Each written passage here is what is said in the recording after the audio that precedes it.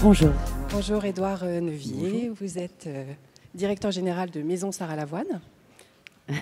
Sarah, vous êtes designeuse, décoratrice d'intérieur, vous décorez des espaces privés pour des particuliers, mais aussi des espaces publics, des hôtels, des restaurants, des boutiques et même des bureaux, comme tout récemment Seine 62, le nouveau siège de L'Oréal. 45 000 mètres carrés ? 48. Ah, pardon. Vous collaborez avec des marques et d'ailleurs on peut dire que vous-même vous êtes une marque, ce qui est assez rare dans votre secteur. Vous avez une émission de télé, vous avez écrit 2 livres, Architecture d'intérieur et Ainsi soit-il. Vous avez ouvert 5 boutiques à Paris. Maison Sarah Lavoine, aujourd'hui, c'est une équipe de 40 personnes à vos côtés.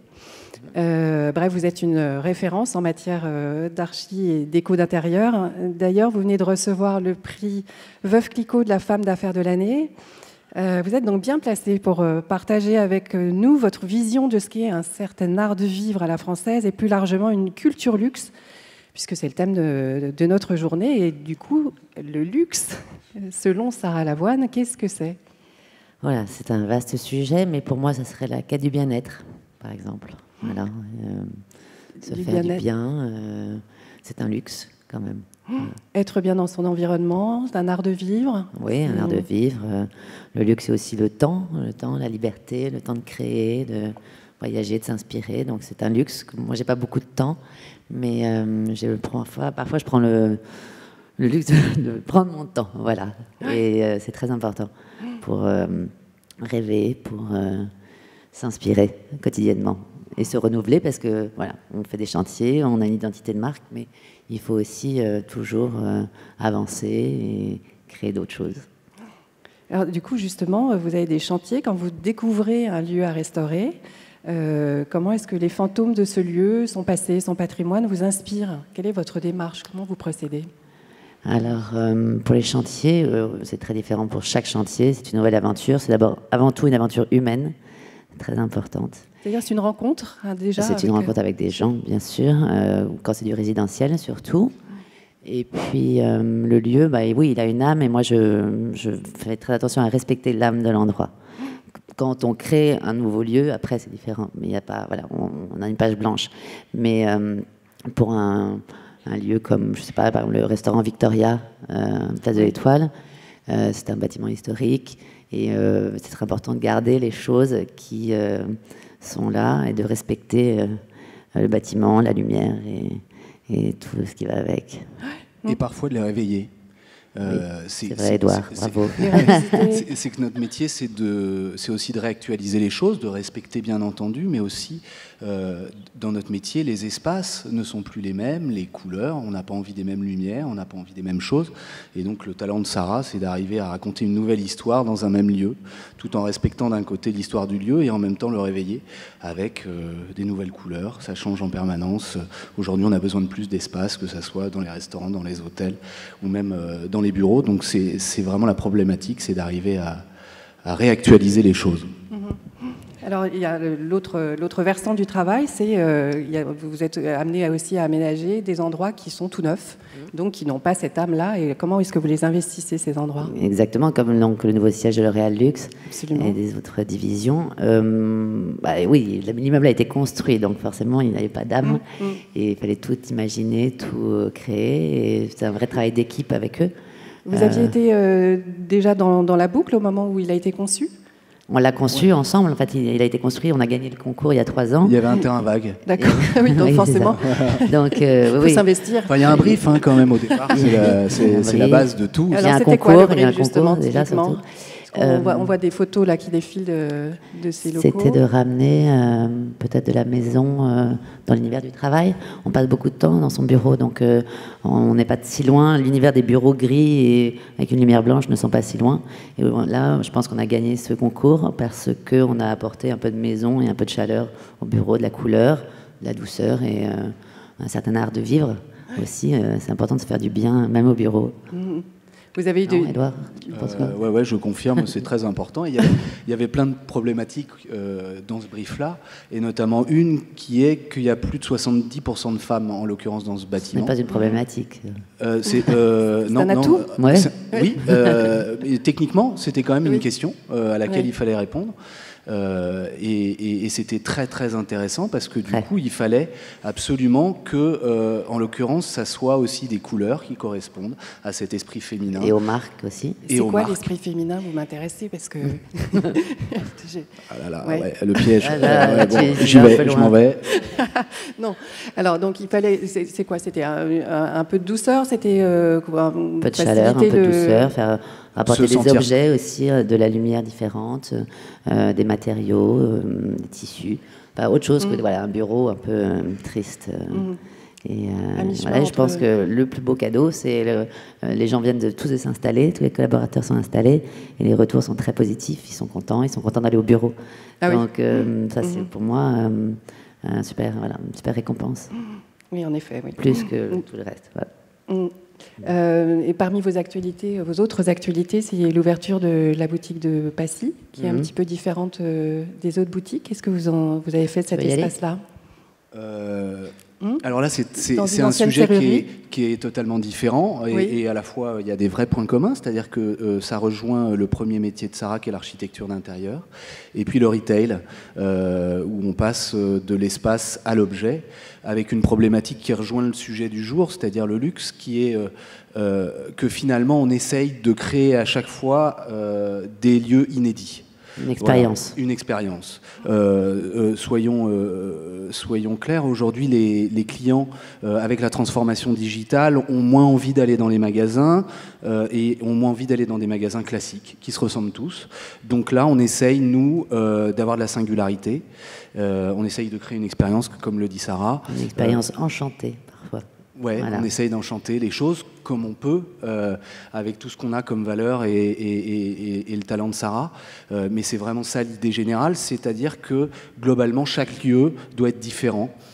Chaque boutique que crée Sarah doit être différente à chaque fois dans les produits, dans le parcours, dans l'ambiance, dans les amis qui sont autour de nous. Là, en l'occurrence, à Passy, on est dans le fond d'une cour, dans une vieille serrurerie. Avec une terrasse qui permettra de se restaurer. D'avoir mon ami Pascal, mon voisin, qui fait des bijoux, avoir d'autres marques, faire même une maison d'hôtes peut-être. Voilà, s'amuser en tout cas. Vraiment, il faut s'amuser à créer des lieux de vie différents. Et expérimenter l'univers Sarah Lavoine, ce faisant. Alors, pour revenir sur ce thème, comment est-ce qu'on traduit la culture d'une entreprise ou d'une marque à travers sa déco dans des lieux de marque qui sont vraiment brandés? Comment est-ce que vous arrivez à associer l'univers que vous apportez et l'univers de la marque, l'esprit de la marque, sa culture? La question est-ce qu'il faut reprendre par exemple les couleurs de cette marque? Est-ce que on travaille pour une autre marque, vous voulez dire? Oui, c'est ça. Alors, tout est une affaire de rencontre, d'interprétation. Quand on travaille avec une autre marque, il y a énormément de temps passé ensemble. Ça a été le cas avec nos amis de chez L'Oréal. On a passé énormément de temps. Vous avez déjà en général une compétition. Et puis après, on passe énormément de temps ensemble à se comprendre, à se connaître. Le premier métier de Sarah, elle ne le dira pas, mais notamment, elle a fait des études là-dedans. Un peu de psycho. C'est la psycho. Ouais. C'est-à-dire que notre métier, c'est de faire un tout petit peu de psychologie, c'est de faire le portrait des gens, des marques, etc., en décoration, en archi d'intérieur. C'est super important. Et notamment, c'est encore plus important quand on refait ce qu'on appelle du résidentiel, c'est-à-dire votre appartement demain, Emmanuel, si vous le voulez. Si je viens chez vous, je vais rentrer dans votre intimité profonde et ça va être... c'est important. Vous allez vous allonger, on va vous poser plein de questions et après, on fera ce qu'on pourra. Vous pourrez beaucoup. Vous avez...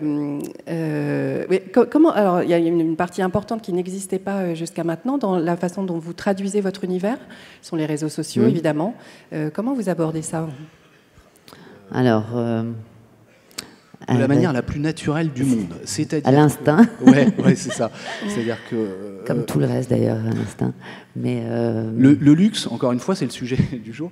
Le luxe dans le digital et dans les réseaux sociaux en particulier, c'est le droit à l'erreur. C'est-à-dire que... on le voit tout de suite si ça marche ou pas d'ailleurs. Voilà. À part pour les clients peut-être. Alors, vous avez raison, on a assez peu le droit à l'erreur. Oui. Nous, on a le droit à l'erreur parce que finalement, ça va très vite. Vous pouvez faire un post le matin sur Instagram, avoir peu de résultats, de visibilité, mais c'est pas très grave parce que 3 heures après, on peut en faire un. Et puis on peut toujours l'effacer. Exactement. Aussi. Et on peut effacer quand il y a une faute d'orthographe ou des choses comme ça. Non, mais l'idée, c'est de se rendre le plus désirable possible, comme sur les réseaux sociaux. C'est une réalité qui n'est pas toujours si réelle, mais en tout cas, on travaille beaucoup dessus, on passe beaucoup de temps dessus, on s'amuse aussi, parce qu'il ne faut pas oublier que c'est important, de s'amuser beaucoup dans le travail et de trouver des belles images, des belles choses, un joli texte, une inspiration. Ça peut être très pensé, très réfléchi, puis ça peut être très instinctif, très tout de suite, enfin immédiat. On voit quelque chose qui une nous réaction. plaît. Ouais. Bah, faut essayer de respecter ce qu'ont voulu faire tous ces réseaux sociaux au départ, c'est-à-dire la culture de l'instantané. C'est jamais évident. Et puis de produire du contenu, surtout, je crois que c'est un peu notre métier à tous. C'est en l'occurrence le talent de Sarah, créer des univers et créer des nouvelles choses. Il y a des inspirations derrière, mais c'est vrai pour les réseaux sociaux. On est sur des réseaux d'images aujourd'hui. Il faut y arriver à créer des nouvelles images et pas les récupérer d'ailleurs et les transformer. Donc c'est ça notre problématique sur les réseaux sociaux aujourd'hui, avec beaucoup d'imperfections. Et comme le dit Sarah, on essaye d'en rire. Sinon, il y a trop de pression, c'est compliqué. Quel type d'imperfection vous craignez ou vous avez observé? Moi, je suis très exigeante, donc il y a toujours des choses qui ne me plaisent pas. Mais je suis avec moi-même avant tout, donc ça passe. Mais en tout cas, oui, une erreur, une faute, une photo mal, je sais pas. Est-ce que ça c'est relativement maîtrisé? Ce qu'on voit sur Instagram, par exemple, c'est votre univers, sont des propositions de décoration. Il y a, des produits aussi, on met en avant nos des produits aussi, oui, c'est vrai. Ouais. Alors, je dirais que peut-être le risque principal, c'est que sur Instagram, comme on a tendance à suivre des secteurs, on va suivre Sarah Lavoine et puis d'autres, c'est comment on se singularise face à ses concurrents, entre guillemets, à son univers concurrentiel, disons. Sarah l'a très justement dit, c'est-à-dire qu'il faut faire preuve d'une énorme sincérité. On regarde pas tellement en fait ce qui se fait ailleurs, parce qu'on peut-être on a pas mal de sujets déjà. Donc Sarah, elle, s'inspire beaucoup pour son métier. Je parle de la partie, si on parle vraiment que de la partie marketing, communication, etc. On essaye vraiment de produire du contenu original, que la personne qui nous inspire le plus, c'est la créatrice. Donc du coup, c'est ça qui est important. La singularité, on l'a par l'inspiration que nous donne Sarah et son univers, tout en essayant de se réinventer en permanence, quoi. Et comment vous vous exportez? Comment vous travaillez cette question de comment exister à l'étranger en restant Sarah Lavoine? Moi, j'ai beaucoup d'ambition. J'ai très envie d'emmener la marque loin et à l'international. Vous avez fait à Tokyo, vous avez aménagé le L Café, c'est ça? Oui, on a fait un restaurant à Tokyo. On a pas mal de points de vente aussi international. On n'y est pas encore en nom propre, mais on prend le temps d'être costaud chez nous et après avoir les reins assez solides pour aller ailleurs. Moi, l'Asie me plaît beaucoup et m'attire énormément. Donc, je pense qu'aussi, c'est toute une histoire dans la vie, une histoire de rencontre. Donc, et puis, il faut... les choses viennent à vous. Vous les appelez et elles viennent parfois. Donc, voilà, il faut y croire. On travaille beaucoup, je dois dire, pour ça, et on va y arriver.